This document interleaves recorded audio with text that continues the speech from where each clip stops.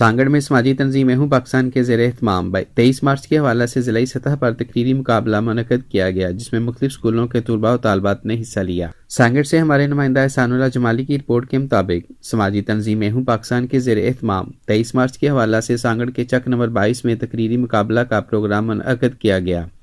جس میں ضلع سانگڑ کے اسکول اور یونیورسٹی کے طلباء و طالبات نے بڑھ چڑھ کر حصہ لیا، جس میں بچوں کو ایوارڈ، شیلڈ اور حوصلہ افزائی کے سرٹیفکیٹ دیے گئے۔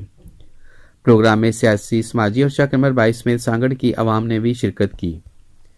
مہمانوں نے میں ہوں پاکستان تنظیم کے organizer Basharat Ali, chairman Faisal Shahzad, vice chairman Mehbooba, دیگر عہدیداران و ممبران کو اس کامیاب پروگرام کروانے پر مبارکباد دی اور ان کی کاوشوں کو سراہا۔ اس موقع پر شرکا کا کہنا تھا کہ ایسے شاندار تقریری مقابلے ہر اسکول، ہر جگہ ہونے چاہیے، جس میں ہماری آنے والی نسلوں کو پاکستان کی تاریخ کے بارے میں پتہ چل سکے کہ کیسے ہمارا ملک پاکستان آزاد ہوا تھا اور مسلمانوں نے کتنی بڑی قربانیوں کے بعد یہ وطن